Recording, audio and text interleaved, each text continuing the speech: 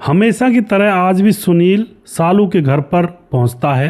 Tension में था। सालू बोली, तुम टेंशन में क्यों हो, शादी कर लो। लेकिन इतने में ही सुनील कहता है कि मैं शादी कहाँ से कर लूँ, जो पैसे मैंने शादी के लिए इकट्ठे करके रखे थे वो पैसे तो मैंने तुम्हारे पति को दे दिए, अब मैं कहाँ से शादी कर लूँ। इतने में दोस्तों यहाँ पर क्या होता है, जो लड़की होती है सालू, वह बोलती है कि चिंता मत करो, तुमने मेरे कहने से पैसे मेरे पति को दिए हैं, एक काम करो, तुम रात को मेरे घर पर आ जाना, मुझे कुछ गिफ्ट देना है तुम्हें। अब दोस्तों रात को वह कहता है कि रात को तुम्हारे पति रहेंगे, लेकिन सालू कहती है नहीं, मेरा पति तो आज शाम को ही निकल जाएगा, 2-3 दिन में आएगा। अब रात होती है। रात को यह जो लड़का होता है सुनील, यह उसके घर पर पहुंच जाता है। और जैसे ही उसके घर पर पहुंच जाता है, सुनील समझ चुका था मामला क्या है, क्या हो सकता है। तो अब जैसे ही वहाँ पर पहुँचता है तो सालू इसको कमरे के अंदर ले लेती है और खुश हो करके रात को वह अपने साड़ी का पल्लू गिरा करके बोलती है कि तुमने जो पैसे दिए थे उनका ब्याज ले लो अब तुम, और जैसा चाहो वैसे वसूल कर सकते हो। यह देख करके दोस्तों जो लड़का होता है सुनील, वह झपट पड़ता है उस पर, और फिर यहाँ पर ये दोनों प्यार करने लगते हैं, संबंध बनते हैं इनके। पर इनको ये पता नहीं था कि 2 आंखें खिड़की से इनको निहार रही हैं, और फिर आखिरी में जा कर के उन 2 आंखों की वजह से ही एक हत्या होती है। और फिर जो कुछ हुआ था इस कहानी के अंदर, पूरी कहानी मैं यहाँ पर आपको बताऊँगा। वीडियो को लास्ट तक ज़रूर देखा करें दोस्तों, क्योंकि यह वीडियोज़ अगर हम लास्ट तक देखते हैं तो हमें पता चलता है कि कहाँ पर क्या घटना हुई थी, और फिर हम अपने आप को संभालते हैं, अपने जीवन में ऐसी गलती नहीं होने देना चाहते हैं। तो इसको वीडियो को लास्ट तक ज़रूर देखा करें। नमस्कार, मैं हूं सुदेश कुमार और तिरछी बात चैनल में आपका स्वागत है। दोस्तों कहानी स्टार्ट करने से पहले जो एप्स्टीन फाइल फ़िलहाल चली हुई है, ये मामला चला हुआ है, जिसमें बहुत सारे लोग ऐसी जगह पर जाते थे, एक टापू था आइलैंड पर, वहाँ पर एप्स्टीन ने वो खोला मतलब बनाया हुआ था। वहाँ पर बच्चियों के साथ पहले तो दरिंदगी की जाती, फिर उनको भून करके खा जाते थे ये लोग, और जिनमें बहुत सारे लोगों के नाम शामिल हैं। डोनाल्ड ट्रंप हैं जो अमेरिका के राष्ट्रपति हैं, और बहुत सारे बड़े बड़े नेता वहाँ पर जाया करते थे, स्टीव जॉन्स, और बहुत सारे बड़े मतलब वहाँ पर जा कर के नंगा नाच किया करते थे लड़कियों के सामने, उनको मार दिया करते थे, हड्डियों के ढेर बना डाले थे वहाँ पर, उनका गोश्त खाया करते थे। वो फाइल आज यहाँ पर अब फ़िलहाल उजागर हो रही हैं। वहाँ से फ़ोटो पर फ़ोटो आ रहे हैं, जो पुराने फ़ोटो खींचे पड़े हैं उन जगहों पर। तो इनको देख करके इस मामले को बड़े बड़े लोग जिनको हम अपना आदर्श मानते थे, आज लगता है कि कोई आदर्श वादर्श कुछ नहीं है भैया। जिसके पास ज़्यादा पैसा हो जाता है वो बावला हो जाता है, उसको आगे पीछे का कुछ नहीं दिखता।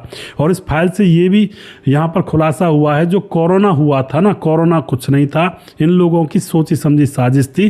पूरे वर्ल्ड में इन्होंने यह बीमारी के नाम पर लोगों को डरा दिया, और हॉस्पिटलों में ऐसी ऐसी दवाइयों को भिजवा दिया जिनको लगाने पर उनकी मौत हो गई इलाज के नाम पर। और जो कोरोना वैक्सीन लगी थी, ये भी पूरा टोटली ड्रामा था, जिससे कि बहुत सारे लोगों की मौत अब अटैक से हो रही है। क्योंकि आप याद रखिए, जो भी हॉस्पिटल गया था उसकी मौत हो गई थी, लेकिन जो भी घर था, घर पर किसी की कोरोना से मौत नहीं हुई थी। तो बहुत बुरा यहाँ पर नरसंहार ये भी हुआ था इन्हीं की वजह से, और ये खुद भी वहाँ पर उस टापू पर नरसंहार करते थे। बड़ा दुख होता है इन चीज़ों को सुन करके। इसके ऊपर मैं प्रोग्राम लेकर आऊँगा, तकरीबन 2 से 3 वीडियो मुझे बनाने पड़ेंगे, सारी चीज़ों को खोलना पड़ेगा, और मैंने डाटा इकट्ठा किया है, तो मैं बहुत जल्दी उन वीडियोज़ को लेकर आऊँगा। तो चलिए कहानी को स्टार्ट करते हैं।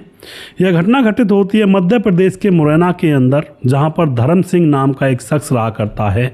उम्र होती है 38 साल। वह राजमिस्त्री का काम किया करता है, बेचारा गरीब है। उसकी पत्नी है जिसका नाम है मीना। मीना की उम्र होती है 35 साल। इनको 2 बच्चे भी हो जाते हैं, बड़े प्यारे मासूम से बच्चे हैं। कोई दिक्कत नहीं है, आराम से परिवार, छोटा सा परिवार रहा करता है, मेहनत मजदूरी करके अपना पेट पर पालन कर रहा होता है। जो धर्म होता है वह अपने एक दोस्त की बातों में फंस जाता है। एक बार बातों में क्या, दोस्त भी इससे सही कहता है। एक छोटा सा प्लॉट था, और उस प्लॉट को दोस्त कहता है तू इसको ले ले, और ये बहुत ही सस्ते में आ जाएगा, 2 लाख रुपए का पड़ रहा है, और किसी दिन ये अच्छे में बिक जाएगा, तुम्हें मतलब महंगा बिक जाएगा, तो पैसों की बचत हो जाएगी। धर्म अपने दोस्त की बातों में आकर के 50,000 रुपये उसके पास थे, तो उनका बयाना दे देता है, और बाकी पैसे आगे टाइम आने पर देने की कहता है कि जब रजिस्ट्री होगी तो पैसे दूंगा। अब बाकी के 1.5 लाख रुपए का इंतजाम अब यह करना चाहता है, लेकिन लेकिन इंतज़ाम कहीं से हो नहीं रहा था। ज़्यादा अमीर लोग तो ये थे नहीं, गरीब आदमी थे। मेहनत मजदूरी करके कुछ पैसा इकट्ठा किया था, वो भी अब बयाने में दे दिया। अब 1.5 लाख की टेंशन होने लगती है, क्योंकि बयाने की जो तारीख थी वह नज़दीक आने लगती है। इसको लगता है कि अब 50,000 रुपये डूब जाएंगे, अब कैसे होगा, ये तो रहे से भी चले जाएंगे। तो अपनी पत्नी से बात करता है, पत्नी मीना। अब वह बोलती है कि तुम चिंता मत करो और कुछ ना कुछ जुगाड़ होगा। फिर उसकी पत्नी को एक याद आता है, उसके मायके में एक लड़का है सुनील, और उसकी पत्नी उससे कभी कभार बातचीत कर लिया करती थी। उसके पास पैसा काफ़ी रहता है, वो बचत करता है।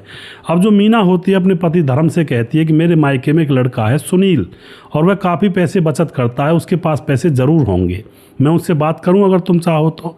जो पति धर्म होता है वह कहता है ठीक है तुम बात कर लो, अगर वो दे दे तो उसका हम सूद समेत वापस लौटा देंगे और धीरे धीरे दे देंगे, अगर ऐसी बात वो मान जाता है तो। अब जो यह पत्नी होती है मीना अपने मायके जाती है, वहाँ जा कर के सुनील से मिलती है। सुनील की उम्र 32 साल और मीना की उम्र होती है 35 साल। सुनील से जाकर मिलती है और उससे सारी सिचुएशन बताती है कि हमने एक प्लॉट लिया और बयाना हमने दे दिया, लेकिन उसकी जो रजिस्ट्री की जो 1.5 लाख रुपए हैं वो हम नहीं दे पा रहे हैं। अगर तुम्हारे पास है तो तुम हमारी मदद कर दो, हम तुम्हें ब्याज दे देंगे। अब यहाँ पर क्या चक्कर था, वो सुनील शायद मीना को पहले से चाहता था या कोई और मैटर था। सुनील कहता है कि पैसे तो मैं दे दूंगा तुम्हें, कोई दिक्कत नहीं है, मैंने शादी के लिए इकट्ठे करके रखी है और मैं पैसे दे दूंगा और अपना तुम खेत ले लेना, लेकिन मैं ब्याज नहीं लूँगा, क्योंकि मीना ने ब्याज के लिए बोला था। कहता है कि मैं तुमसे भी ब्याज लूँगा, तुम ऐसे पैसे ले लो और मेरा मूल दे देना, मुझे ब्याज नहीं चाहिए। अब तो जो मीना होती है उसको अपने ससुराल में बुला लाती है और वह पैसे लेकर आता है और पति के सामने पैसे गिन करके रख दिए जाते हैं। अब पैसे देने के बाद क्या होता है दोस्तों, जो वह लड़का था सुनील, अब वह खुल गया था और अब वह बीच कूच में कभी कभी मीना से मिलने के लिए उसके घर पर आ जाया करता, क्योंकि मीना का पति धर्म सिंह तो पल्लेदारी ठेकेदारी जो भी राजमिस्त्री का काम वो किया करता। घर में मीना और दो बच्चे स्कूल चले जाया करते, मीना घर पर रहा करती। पीछे से वह जो लड़का था सुनील जिसने पैसे दिए थे वो वहाँ पर आकर मतलब मीना के साथ बातचीत करने लगता है। प्लॉट इन्होंने ले ही लिया था, रजिस्ट्री नाम हो ही चुकी थी। धीरे धीरे समय गुजरता है, बातें होती रहती हैं। सुनील जब बार बार आता है तो थोड़ा सा मीना का भी उसके प्रति रुझान बनता है कि भाई बुरे वक्त में यही काम आया था हमारे। कभी चाय बनाती, कभी खाना बनाने के टाइम पर आ जाया करता, खाना खिला दिया करती, और कभी कभी तो वह धर्म के सामने आ जाया करता शाम को तो बातचीत करने के लिए। तो घर जैसा माहौल बन चुका था। कोई भी ऐसी वैसी कोई बात यहाँ पर इस पति को नहीं लग रही थी कि ये सुनील ऐसा वैसा भी आदमी है। अब एक दिन की बात होती है, एक दोपहर जो मीना होती है घर में थी, तभी सुनील आ जाता है। आकर के एकदम से कहता है कि अरे पगली तुम यहाँ पर ऐसी पड़ी रहोगी, दुनियादारी देखो, चलो घूमने के लिए चलते हैं। और बाइक लेकर आया था और कहता है कि चलो मैं तुम्हें शॉपिंग करवा कर लाता हूँ मार्केट से। और वह मीना को अपनी बाइक पर बिठा करके मार्केट ले जाता है। बाजार जाने के बाद वहाँ पर घर का सारा सामान लेता है और बहुत सारी चीज़ें लेता है। और इस बात को देख करके जो मीना होती है खुश हो जाती है। वह कहती है कि मेरा पति तो मुझे इस तरह से कभी बिठा कर ले ही नहीं जाता, ना ही किसी मामले में पूछता है कि ये चीज़ ले लूँ या ये सामान लाऊं घर के लिए, अपनी अपनी चलाता है और उससे तुम बहुत ही गुना अच्छे हो। अब इस तरह की बातें यहाँ पर होती हैं और सुनील इन बातों को गांठ बांध करके रख रहा था, धीरे धीरे सुन रहा था। वह उसका दिल मोहना चाहता था। अब क्या होता है दोस्तों, दोनों की गहरी बाउंडिंग हो जाती है और दोनों गहरी गहरी बातें करने लगते हैं, अंदर की भी बातें करने लगते हैं जो पति पत्नी के साथ होती हैं। मीना अपने पति की बातें उसको बताने लगती है। अब एक बार मेला था तो मेले के टाइम पर जो सुनील होता है फिर से उनके पास आ जाता है। घर पर अकेली मीना थी, उससे कहता है कि अरे बैठो बाइक पर, मेला देख कर आते हैं। और फिर मीना बड़ी खुश, उसके साथ जाने पर उसको बड़ी सिक्योरिटी महसूस होती, बड़ा आनंद आता, खुशी मिलती। दोनों खिलखिला कर हंसते, कुछ भी खाते पीते बाजार जा कर के। तो मीना उसके पीछे बैठ जाती है मोटरसाइकिल पर। मेले में जाते हैं तो मेले में से झुमके जो सुनील होता है वह मीना को दिलवाता है और वहाँ पर खाना पीना खा करके कुछ घर का सामान भी लेकर आते हैं, बच्चों के लिए खिलौने लेकर आते हैं। अब तो मीना बहुत खुश, उसके ऊपर मोहित होने लगती है कि ये तो बहुत अच्छा आदमी है। और दोस्तों अब इसी तरह से मीना उसके नज़दीक आ जाती है और मीना कहने लगती है कि मेरा पति तो ऐसे प्यार करता ही नहीं है जैसे तुम हो, काश मेरे तुम पति होते, वह कह ही उठती है। इस बात को ही अब सुनील पकड़ लेता है कि होता मैं तो तुम्हारा पति अभी भी बन सकता हूँ, क्या दिक्कत है, हम दोनों मिल सकते हैं, एक दूसरे के साथ अपना टाइम स्पेंड कर सकते हैं, कुछ मौज मस्ती तो कर ही सकते हैं, पति ना सही पति के जैसा समझ लो मुझे। अब यहाँ पर क्या होता है दोस्तों, कुछ समय गुजरता है और अब क्या होता है, जो सुनील होता है उसके पैसों का टाइम आ जाता है और वह अपने पैसों का जब टाइम आ जाता है तो सुनील ने मीना से कहा कि मीना, मेरे पैसे जो हैं उनका टाइम आ गया, पैसे दे दो। और मैंने तुम्हारे पति से कहा था, वह तो सुनता ही नहीं है, कहता है कि दे दूंगा, टाइम भी ऊपर चल रहा है। मीना देखती है कि भाई हमारे पास पैसे तो है नहीं, ये पैसे मांग रहा है। और उसके बाद मीना उससे कह देती है कि ऐसा करते हैं, तुम रात को मेरे पास आना 10 बजे, मैं तुम्हें एक गिफ्ट दूंगी, तुम्हारा ब्याज दूंगी, मेरे पास है। अब वह कहता है कि मैं रात को 10 बजे तुम्हारे पास आऊँगा, तुम्हारा पति क्या सोचेगा। मीना कहती है मेरा पति तो आज जा रहा है कहीं 2-3 दिन के लिए और तुम आ जाना। अब तो यहाँ पर जो सुनील था वह समझ तो चुका था, लेकिन वह अब नादान बन करके चला जाता है वहाँ से। रात को 10 बजते हैं, मीना इंतज़ार कर रही थी, सुनील वहाँ पर पहुँच जाता है। और जैसे सुनील वहाँ पर पहुँचता है, मीना उसको हाथ पकड़कर कमरे में ले जाती है और कमरे में ले जा करके अपना साड़ी का पल्लू नीचे कर देती है और कहती है कि ये लो, जो भी ब्याज लेना है तुम्हारा बना है, आप ब्याज ले लो और जैसा चाहो ऐसा ले सकते हो, मन भर के ब्याज ले लो और मूल तो तुम्हारा हमारे ऊपर बना ही रहेगा, इतने तुम ब्याज लेते रहो। यह सुनते ही जो लड़का होता है सुनील, वह टूट पड़ता है दोस्तों। और यहाँ पर इन दोनों के संबंध बनने लगते हैं। इधर एक पड़ोस में लड़का था मुकुंद, 20 साल का। वह भी इस मीना को देखा करता, बड़ी सुंदर उसको लगा करती और वह ज़्यादातर इसलिए देखा करता क्योंकि मीना के पास सुनील दिन में भी आ जाया करता, शाम को भी, सुबह भी आ जाया करता। तो उस पड़ोसी मुकुंद नाम के लड़के को शक था मीना के ऊपर कि इसका अफेयर है इस आदमी के साथ। तो वह सोचता था कि मेरा भी काम बन जाए तो क्या बात है। अब वह उन दोनों को कमरे के अंदर ऊपर छत पर संबंध बनाते हुए खिड़की से देख रहा था, यानी कि 2 आंखें इनको देख रही थी।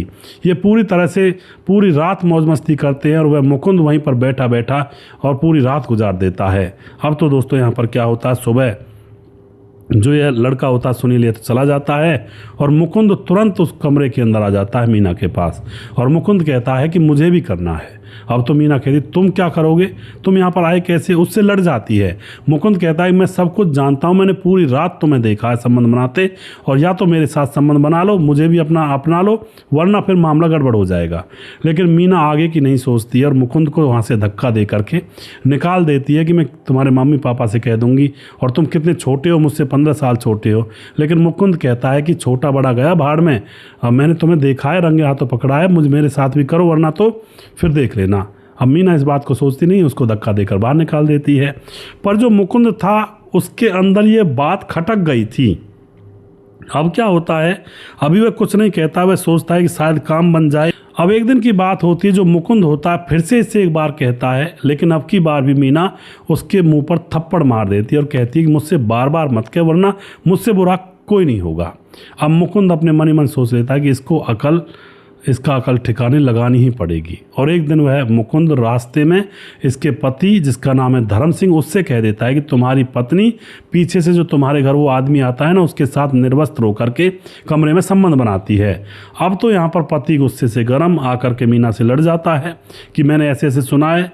अब यहाँ पर जो पत्नी होती है मीना, वह एकदम से रोने लगती है पति के सामने कि लोग मुझे उड़ाते हैं, मैं खूबसूरत बहुत हूँ ना, इसलिए मेरे ऊपर डोरे डालते हैं। मैं जब सबसे मना कर देती हूँ तो वह फिर मेरे बारे में उल्टी सीधी बातें करते हैं।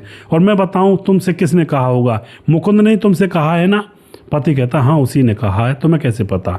वह कहती है कि मुझे इसलिए पता है, मेरे पास एक दिन ये आ चुका था, घर के अंदर घुस आया था जब तुम नहीं थे और मेरे साथ गंदी हरकत करने की कोशिश कर रहा था। मैंने इसके मुंह पर थप्पड़ मार दिया, इसलिए इसने बदला लेने के लिए उस बेचारे सुनील का नाम मेरे साथ जोड़ दिया है। वह तो बेचारा मदद करने के लिए आया था, उसने पैसे हमें दिए तो वैसे आ जाया करता है।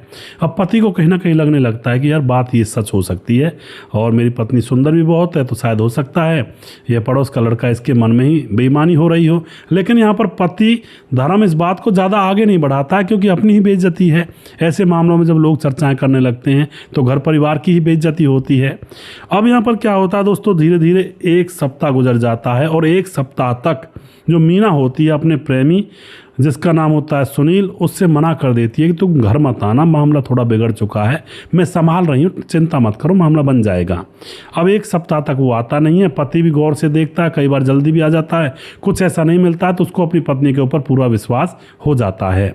अब क्या होता है दोस्तों, जो मुकुंद होता है वह देखता है कि इनके घर में तो मामला बिगड़ा ही नहीं। अब एक हफ्ते के बाद मीना अपने प्रेमी सुनील को फिर से बुला लेती है, यह कह करके कि मेरा पति तो मथुरा गया है, मथुरा आगरा गया है और तुम आ जाओ। अब रात को मीना का प्रेमी सुनील वहां पर फिर से पहुंच जाता है और दोनों संबंध बनाने लगते हैं। और उधर मुकुंद जो पड़ोसी लड़का था वह तो नज़र बनाए हुए था गिद्ध के जैसी, और वह तुरंत भांप जाता है और इनके कमरे में झांक कर देखने लगता है। और अब इनको नग्न हालत में देखकर समझ जाता है कि रात भर प्रोग्राम चलने वाला है।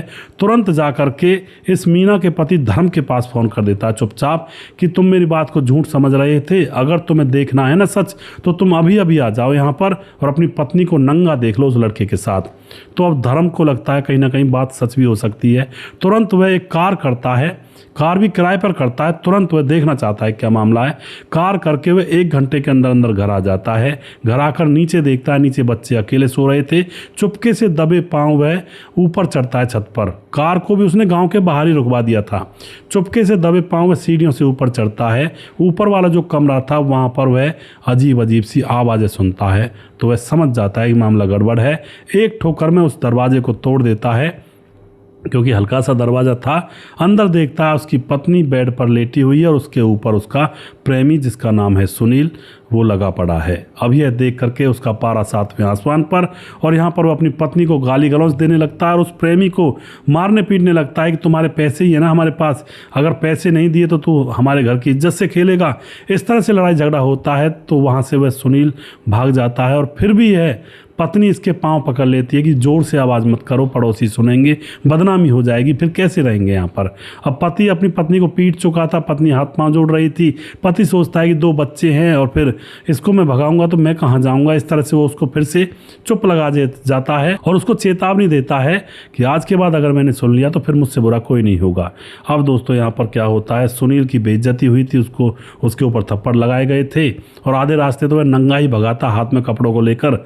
अब कुछ दिन गुजर जाते हैं। कुछ दिन गुजरने के बाद सुनील का मन नहीं लगता है, मीना का भी मन नहीं लगता है। पति को सब कुछ पता लग चुका था, मिले तो मिले कैसे। धीरे धीरे समय गुजरता है। तो अब यहाँ पर क्या होता है, 10 दिसंबर को धर्म जो होता है वह काम पर गया तो था, जो पति था इस महिला का, लेकिन वह वापस नहीं लौटता है। अब तो 2 दिन हो गए, 3 दिन हो गए। धर्म का जो भाई था, छोटा भाई, वह अपने भाई को इधर उधर ढूंढता है, कहीं भी नहीं मिलता है तो एफआईआर दर्ज करवाता है। गुमशुदगी की रिपोर्ट दर्ज करवा दी जाती है। लेकिन दूसरे दिन ही डैम के अंदर उसके भाई धर्म की लाश मिलती है तैरती हुई। गांव वालों को पता लगता है, सब लोग पहचान लेते हैं। भाई रोने लगता है कि मेरे भाई को किसने मार दिया। अब उसके बाद दोस्तों यहाँ पर क्या होता है, जो मुकुंद होता है, जो पड़ोस का लड़का जिसने सारा काम करवाया था, अब वह धर्म के छोटे भाई के पास जाकर के उसको सारी बात बता देता है कि तुम्हारे भाई की मृत्यु इस तरह से हो सकती है, इसने अपनी पत्नी को रंगे हाथों पकड़ा था उस सुनील के साथ और हो सकता है सुनील ने इसको मार दिया हो। अब ऐसी बात मुकुंद उस छोटे भाई को बताता है। तो अब तुरंत वह छोटा भाई पुलिस को भी बताता है। पुलिस अब यहाँ पर कार्रवाई करती है और सुनील को धर दबोचा जाता है। सुनील को पकड़ने के बाद अच्छी तरह से उसकी रिलाई पिलाई की जाती है। तो यहाँ पर वह अब सारी बात पुलिस के सामने बताता है कि साहब रुक जाइए, मैं सब कुछ बताता हूँ, मैंने ये सब किया है।